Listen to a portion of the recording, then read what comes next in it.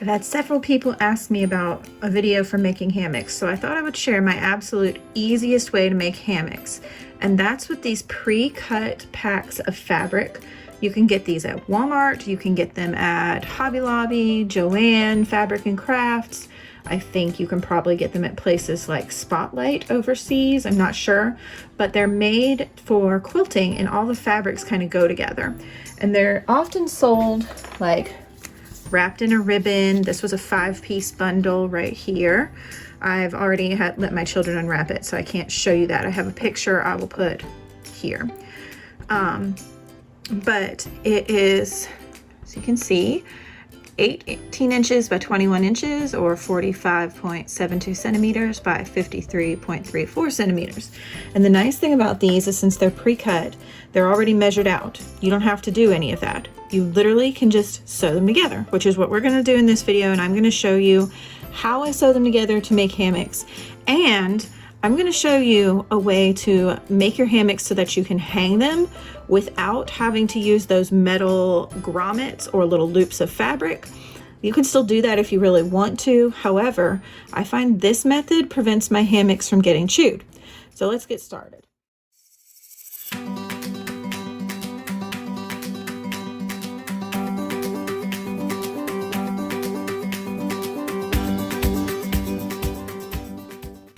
You'll have to excuse my desk space. This mat is at least 14 years old, which is why it's so stained. This is acrylic paint. It is not mold, it is not dirt, it is paint, because I paint on it, I cut on it, I do all the things on this. You can even see I've actually drilled holes all the way through that right there. There's several like that on the mat. So it's a little rough. I apologize for that. Let me grab my fabric. The kids and I already went through and paired stuff up. So some of my pieces were also these little like rolls of fabric, and I found them at the dollar store actually. I found several that were flannel fat quarters. And then I also found a couple at Walmart in their like seasonal stuff. But the fat quarter ones are the ones I want to talk about, so I'm going to grab some of those. So all we're going to do is take our fabrics, and as you can see here, this is called the right side of the fabric.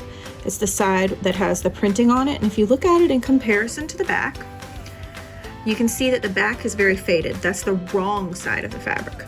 So we are going to take both pieces and put them right sides together. Normally I would iron this. This one I'm not going to, because it'll be fine. Okay, next we're gonna need some pins. So these are my favorite pins. So what I usually start with is all 4 corners, get a pin. Sorry, this is kind of off camera over here in this corner. And don't worry if it doesn't match up perfectly. That's totally fine. It's all gonna go on the inside anyway. Next, I'm gonna mark my center points at each edge. Just make sure, like on this side, that you're not pinning through it here. Pin through both layers of fabric. Okay, now I can sew it like this. However, if you are a new sewer, don't be afraid to put more pins in. Keep pinning in between, the half points between pins. And what I would do is, if you're a newer sewer, please leave a section about this wide open. That's where you're going to turn the fabric. If you're newer, you probably need more space to turn your fabric right side out. If you are more experienced, you can use less. Like, I mean, you really only need a couple of inches. I'll just go ahead and leave a wide opening so you guys can see. But if you start on one pin and you're going to sew all the way around until you get to your stopping point. If I have enough of these colorful pins, when I was learning, what I would do is pin like a colorful one at my start and stop, so I knew where to start and stop. So I've only got one of these right now, but I'll use that as my stopping point. The next thing we're going to do is sew all the way around. If you are newer at this, I recommend giving yourself more space. So you can sew the space between where your line of thread is and the edge of your fabric is called your seam allowance. You can sew on an extremely narrow one once you're more experienced with sewing. I like to sew on around 1/4 to 1/8 of an inch seam allowance, which is pretty tiny. Let's see, 1/4 is 1/2 centimeter. So just for perspective, and 1/8 is probably 1/4 centimeter. But if you're not as experienced, give yourself more room, and that's okay. It's still going to be a really big hammock. So you can give yourself a whole inch if you need to. That's okay. Just however much you're going to do, try to make it relatively even around the edges. In this instance, it's not going to matter if it's a little squiggly, because this stitching is going to go on the inside when we're done, and you'll see that in a moment. So let's take this to the sewing machine and do the next step. Okay, the next thing that you're going to need to know is that there are different kinds of needles for different kinds of fabric. This is cotton, which is a woven fabric. Most woven fabrics do not stretch. As such, you're going to need a regular point needle for that. A universal can also work if you can't find regular point needles. A lot of needles have been out of stock with the pandemic because people are staying home and actually making things, which is awesome. So just make sure you have the right kind. There's some different ways they can be packaged, so I'm going to show you those. It just depends on the brand, but these are ballpoint right here. These are for stretchy fabrics. And as you can see, I've used my orange ones. That's like standard. These are for lightweight. And they're usually colored or numbered, with 80/11 being average thickness. And then anything lighter than that or smaller tends to be for thinner fabrics. So things that are very sheer or see-through. Think like gauzy beach curtains. Those need these lighter ones. But you can see these are all different brands. This is an older package of Singer leather needles. So they're going to be darker because they're for heavier fabrics. And then we've got the regular point needles. Some of them will be color coded and some will not. Okay, so we've talked about what kind of needle you need, and I have my pins right here. Now, when you sew, you should not sew over your pins. So go slowly and take your pins out before the needle runs over them. The pins being under the needle can cause the needle to get scratched. It can cause it to break, and it can actually damage your sewing machine if the pin breaks or the needle breaks in the process of sewing. They can get lodged inside the machine, or can actually come back up and hit you in the face. So you really want to take them out as you sew. However, I learned to sew without doing that, so sometimes I forget and leave them in. If you see that, please do not do as I do. Do as I say, take the pins out. Especially if you're learning, this is the best time to learn good habits, not bad ones like me. So the next thing we're going to do is starting at our starting point, and you'll see I have a funky foot on my machine. This is for stretchy fabrics, and I just almost never take it off. You do not have to have this kind of foot to sew this, because this doesn't stretch. Like I said, I just almost never take it off because then I forget where I put it and then I can't find it. So we're going to start here. We're going to sew to the corner. When we get to the corner, you're going to lower the needle into the corner, lift your presser foot. That's what this doodah is called. Turn your fabric, put the presser foot down, and continue sewing. And you're going to do that at every corner. Most machines seem to be made for right-handed sewers, but I believe that you can sew left-handed as well. I'm a righty, so I've never tried that, but my daughter is a lefty and she has had no problem using this machine. So we're gonna get started. No pun intended.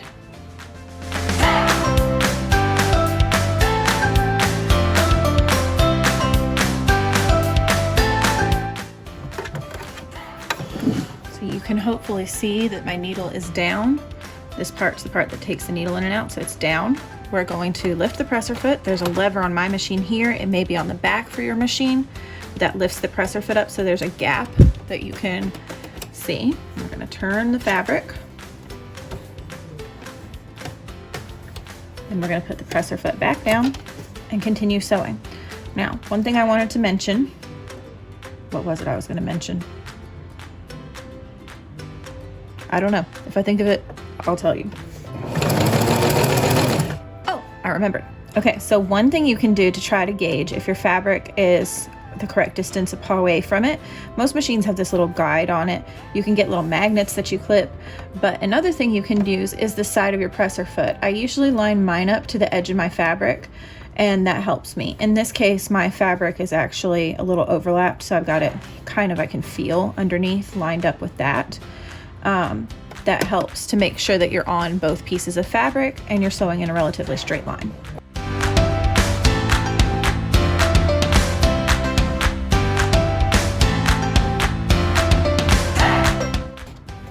We stopped with the needle down, so that was handy. Turning the fabric again.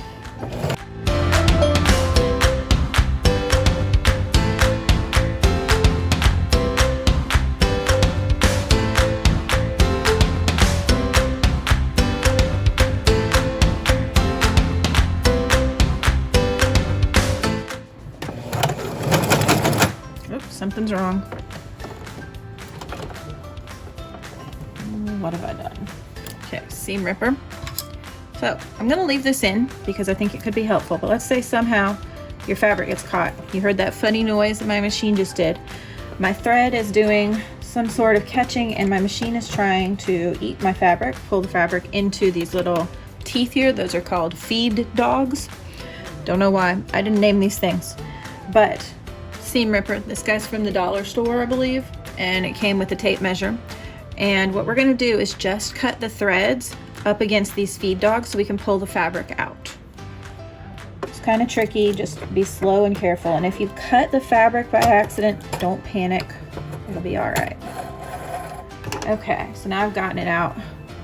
You can see I did cut the fabric just a little bit there. I'll zoom in like this. See that it did tear the fabric a little. I'm not sure why it caught, so we're gonna troubleshoot that real quick. Okay, so this is my bobbin thread. It's coming from the bottom. I'm gonna cut that so I can move it out of the way. Open this guy up. Okay, so somehow my top thread got tangled, and I can see that because my top thread is actually a different color than the bobbin thread. I'm not sure why that is.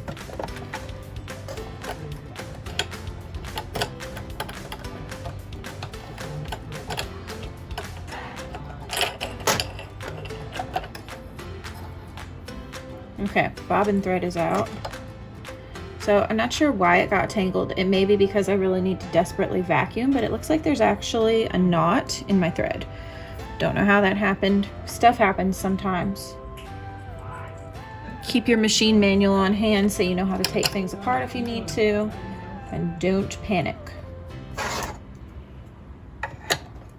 Stuff happens. You can always message me if you have a problem and need some troubleshooting. I'm not an expert, but I'm happy to help. Okay, I'm trying to find my tail here. Where did it go? You can message me on Facebook or on my Instagram account. I do answer messages, as long as you're nice. All right, we've got both our tails back up. Cut them the same length. Don't know why it decided to get tangled, but that's okay. All right, so now we got to find where we stopped, which was here. And what I'm gonna do is, hopefully you can see the stitching line there, it's kind of light. See it a little better back here. I'm gonna start here and go past that to stitch because we want some tail so that this doesn't come unraveled.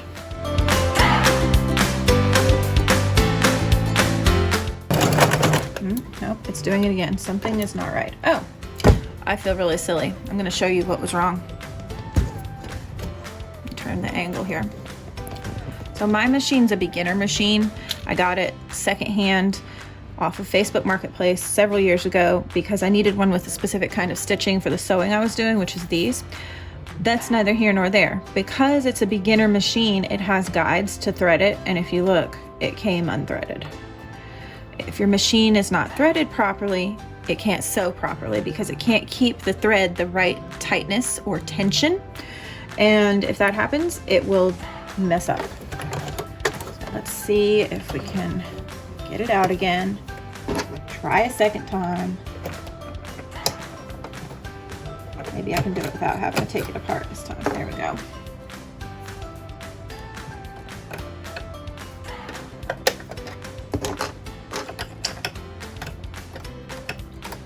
Without proper tension, it will break the thread, it will cause tangles, all that fun stuff. Put you back so you guys can see. I was discussing, my husband's on the phone. I was discussing with the Discord chat that I'm in,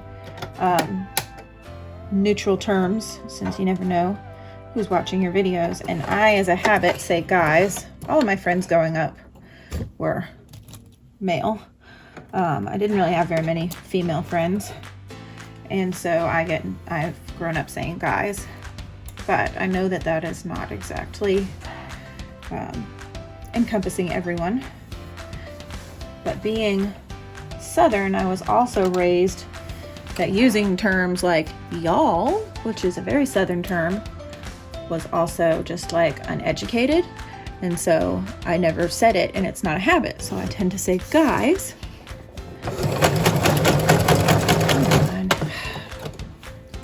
I don't know what's wrong with this thing today. It does not want to cooperate. I don't know what its issue is. I'm going to try switching out the bobbin because I really don't know why else it would keep giving me trouble, and we're going to rethread it. Sometimes it just gets in a bad mood, doesn't want to cooperate. Anyhow, so I love how some channels have like a term that they use for the people who watch, like Nerdy Crafter has grains for all of her followers, and I think Munchie from Munchie's Place calls you guys munchkins. So I've been trying to come up with a term like that I could use, but it's kind of hard since my channel is called Miscellaneous Mischief, and a lot of things are just kind of, I don't know, they're more wordy, I guess, which makes it a little trickier. So I'm open to suggestions for a like all-encompassing nickname for my viewers, whether you're subscribed or not. So if you have some suggestions, pop those in the comments because I'm looking for them. All right, try hot pink, see if that causes things to work well.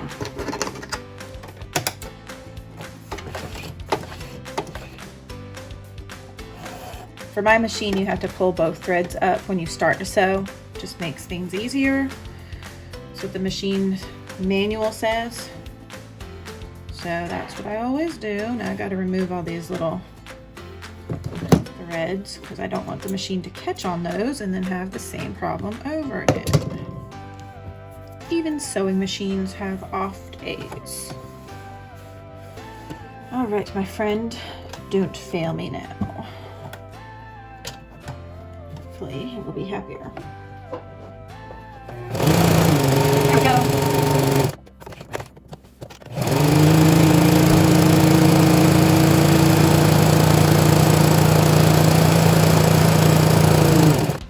All right, we're almost to our stopping point. Okay, I know some people will backstitch. I don't do that because I find that falls out. So instead I tie knots. So we'll stop here. We will lift the presser foot and cut our thread. Remove your pins. And then you're going to want to tie a knot in your ends. Hold on a moment and I'll show you that. Okay, so I'm just going to tie this in a knot. And now the next thing, whoops, it's caught there. Next thing we're going to want to do is we're going to do what's called clipping our corners. This will help to make really nice pointy corners on your hammocks, and what you're going to do is cut the corner at an angle, but don't cut through your thread. So there's a little bit of a space right here between the line of thread and the fabric. That's good. I'm going to do that on all the corners.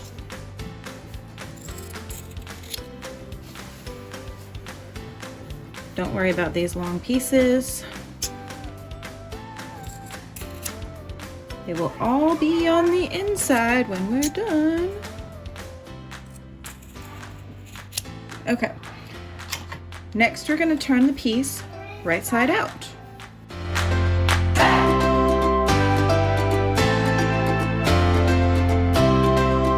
Now, if yours aren't straight seams, don't worry. Your bats will not care.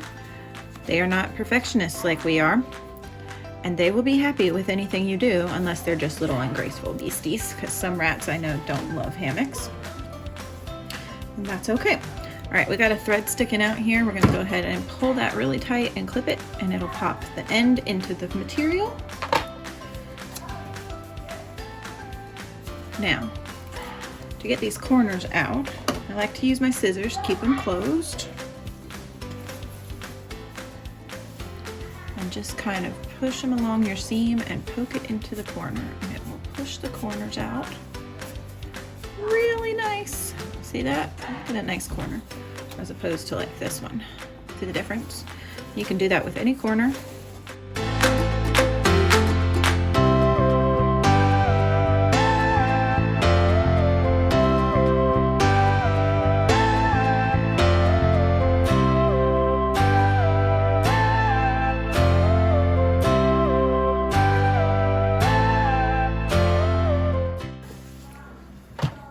Okay, so now we have what's basically like a pillowcase. You can see my light through it because it's a thin fabric.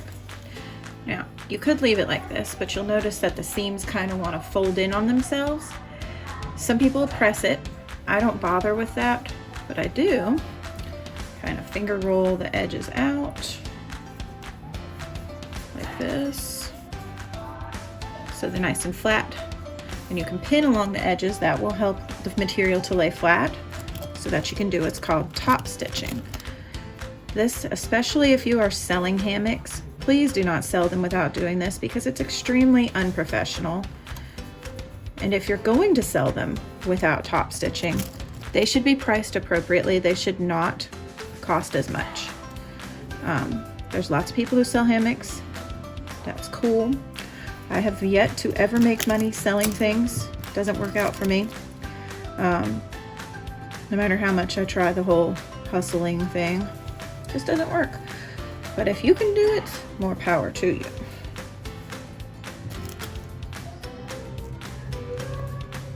So we're just gonna place pins. I don't really bother with the corners. They tend to lie pretty flat on their own.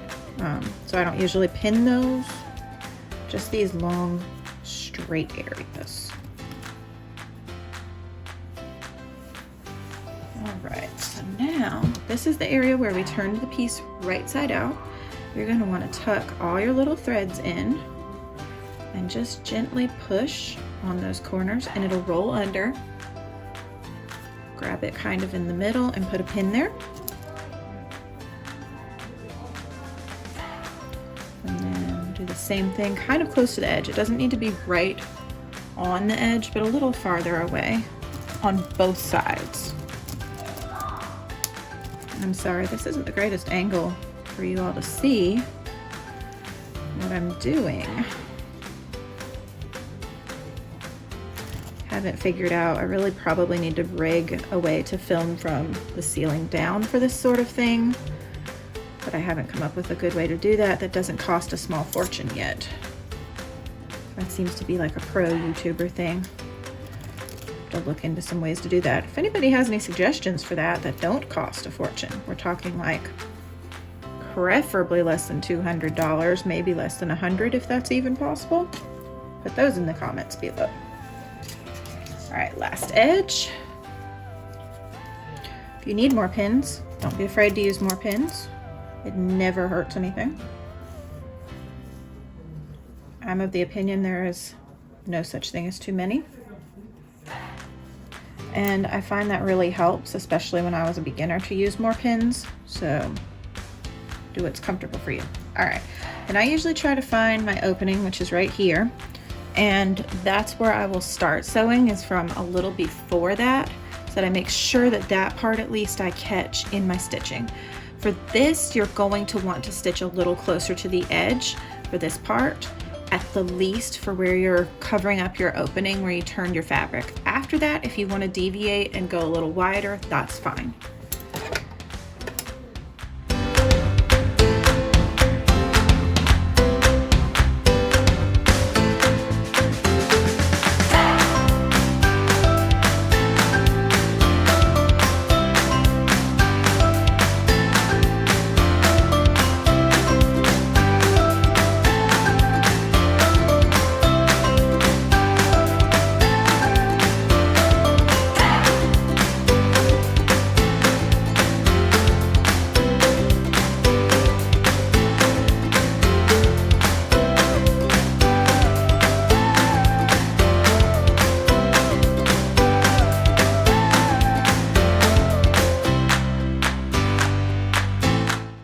Okay, so I've actually stopped exactly where my other stitching started.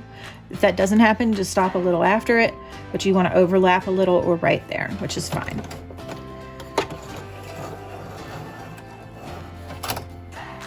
And then I'm going to tie these.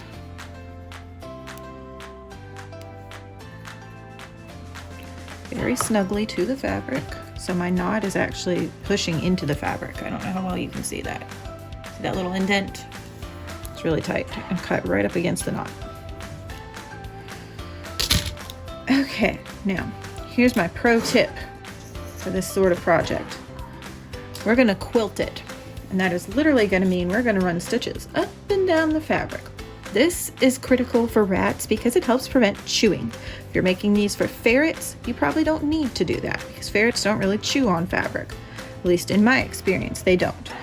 Now, this is going to be easy with this fabric because it's a gingham check, so I'm going to use those as guidelines. If your fabric is not, you can mark it with a washable kids marker or a pencil and just lightly mark it, or you can just freehand stitch it. I'm just going to stitch back and forth, up and down, until I get to the other side and then be done with it.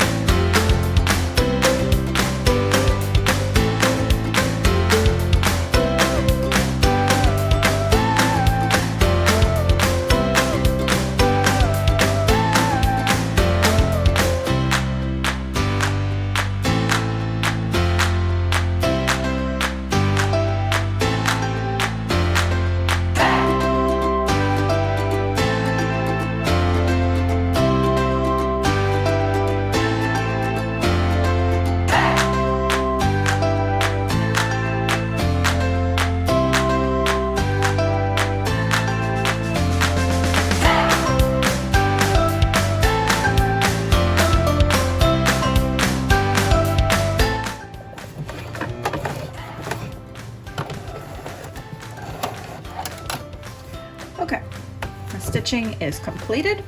Now the next thing we're going to do is buttonholes. And I'm going to show you how I do that on my sewing machine. This is what I use in place of the grommets and things, and I'm going to grab a hammock that's already completed to show you what this looks like finished. This creates a reinforced width stitching opening that will allow you to hang anything, and you can change how long it is so that you can put bigger items such as shower rings through it, or you could make it small if you really wanted to. My cotton ones have lanyard hooks through this little short area here, but these are my fleece ones, and I like to use the shower rings with those because they're sturdier. Oh look, here's some quilting. This one's a spiral. So that's what we're going to do next. So what you want to do, I'm going to move this a moment so you can see what we're doing, is you'll need to consult your manual and find your buttonhole stitch. If your machine does not have this, this will not work for you. Mine means I need to set it to 1, and I have learned that I need this somewhere in here. And I also recommend keeping some scraps of fabric. If your pack maybe came with some you didn't like, keep those to the side and use those to practice on, because you may have to change your tension a little bit. I tend to leave my top stitching on a 3, somewhere between 3 and 2. I think that going one way makes it wider and one way makes it thinner. If you go too thin, it's going to just look like a regular straight up and down stitch like this guy. But what you want is for all the stitches, it's actually going to be like this, but smushed together. So you want it short and close together. That's the goal. So you may have to play with your tension settings a little bit. Don't be afraid to do that. Just write down where you had it before so you can put it back, and then you can just change your knobs back to where it should be.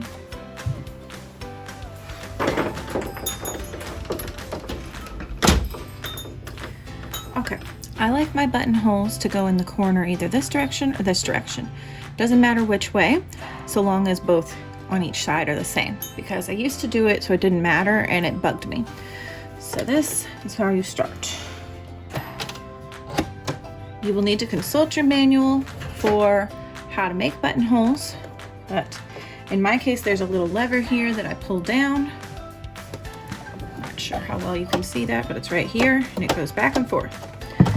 And you pull it down like this, and one direction will make it sew forward, one direction makes it finish your bar on the end and go the other direction.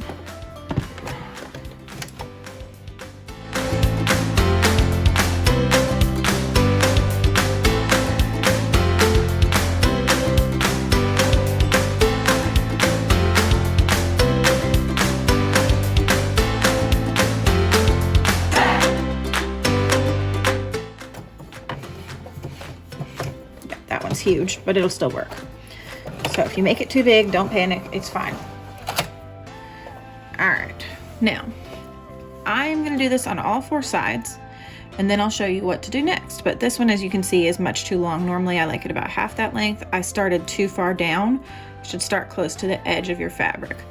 And after I do that, I'll show you what to do next.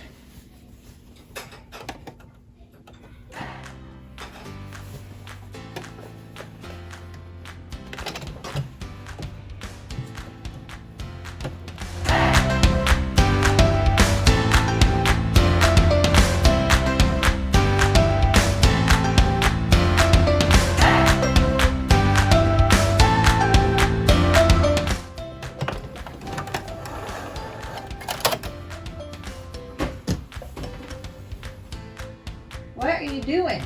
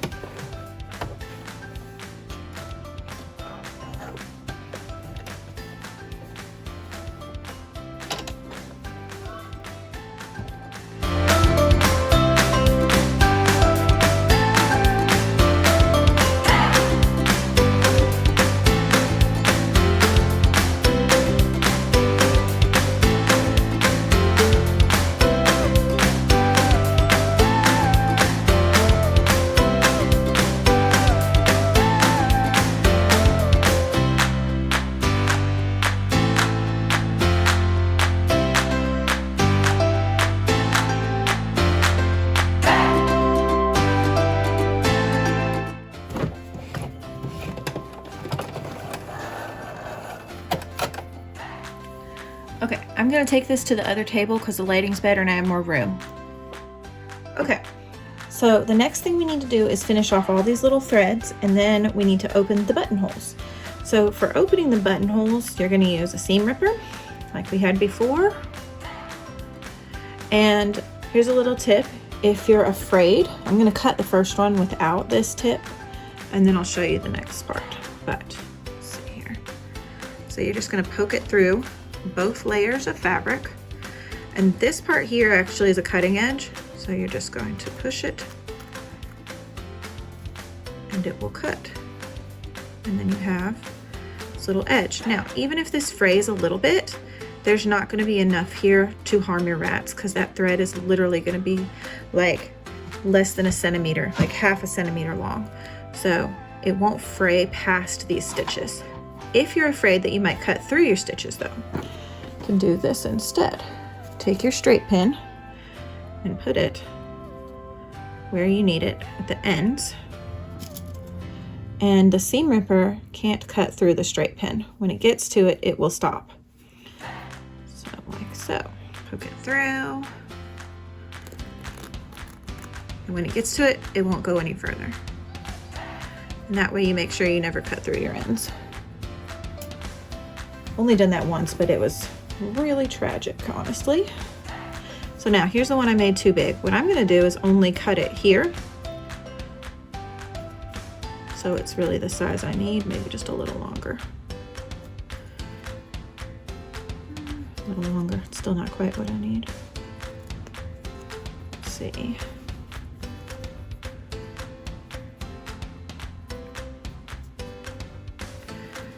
And I'm just gonna ignore that bottom part. But here you can see, look, it's already fraying a little. It's all the more stitching we're gonna have. It's not very long. And what you can do is you can always cut it. So you won't have to worry about fraying if you're using fleece, but for cotton you will need to just check it periodically. Okay, so that's done. We no longer need that. We no longer need the straight pins. The next thing is these threads. Now you can do a couple of things. You can take the two ends that are close to each other and tie them together. Like that. And you want to make sure it's really close to the fabric. If it's not, keep knotting it till it is, because you don't want it long enough to catch anything. My rats are free roaming right now. They're a little bit hyper for some reason. I'm not sure why, because they had several hours last night.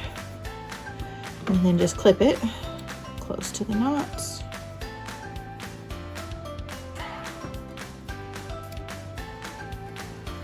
Little word of warning, these threads are quite dangerous. Please do not leave them where your pets can get to them. If a dog or a cat eats these, or a rat, it can get wrapped inside the intestines and it will kill them. So make sure that your little threads all go in the garbage. A lot of people are tempted to give those to birds to nest with, but they pose as much of a risk to birds as they do to our rats' toes and tails. So please don't give these end threads to birds or leave them where your animals can get to them. So we've got the method of tying them off.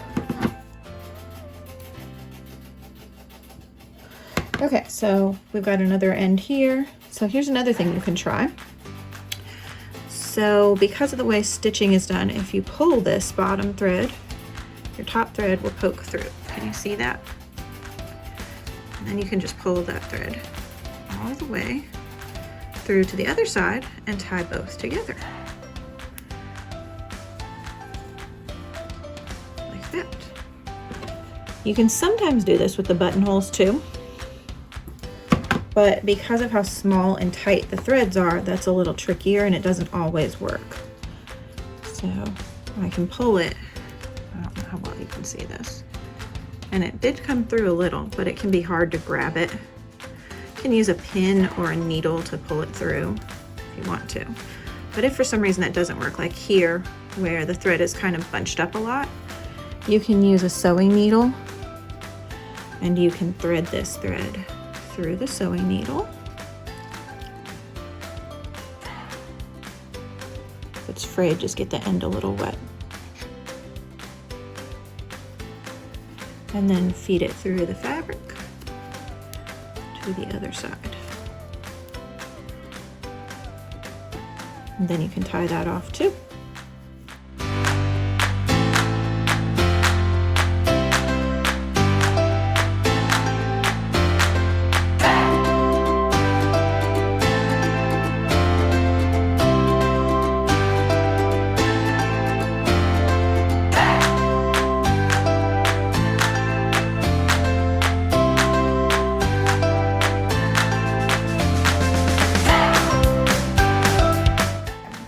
Hammock is now finished.